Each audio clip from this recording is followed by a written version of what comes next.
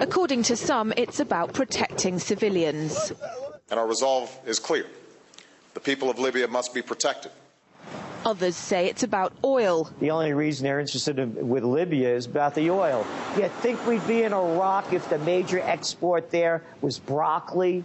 But some are convinced intervention in Libya is all about currency, specifically Gaddafi's plan to introduce the gold dinar, a single African currency made from gold, a true sharing of the wealth. It's one of these things that you have to plan almost in secret, because as soon as you say you're going to change over from the dollar to something else, you're going to be targeted. There were two conferences on this, one in '96 and another one in the year 2000, called the World Mataba Conference, organised by Gaddafi. And everybody was interested. I think most countries in Africa were keen. Gaddafi didn't give up.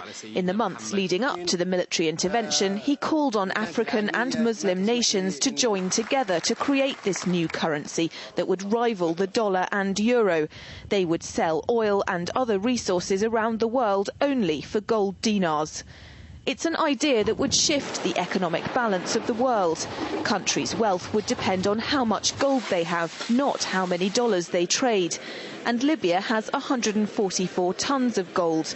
The UK has double that, but 10 times the population. If Gaddafi had an intent to try to reprice his oil or whatever else the country was selling in the global markets and accept something else as a currency, or maybe launch a gold dinar currency, any move such as that would certainly not be welcomed by the power elite today who are responsible for controlling the world's central banks.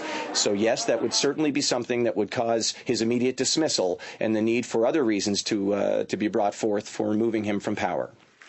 It's happened before. In 2000, Saddam Hussein announced Iraqi oil would be traded in euros, not dollars.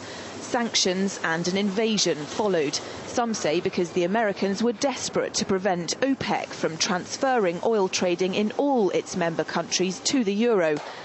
A gold dinar would have had serious consequences for the world financial system, but may also have empowered the people of Africa, something black activists say the US wants to avoid at all costs.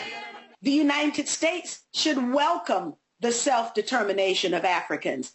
They certainly have denied self-determination to Africans inside the United States, so we're not surprised by anything that the United States would do to hinder self-determination of Africans on the continent.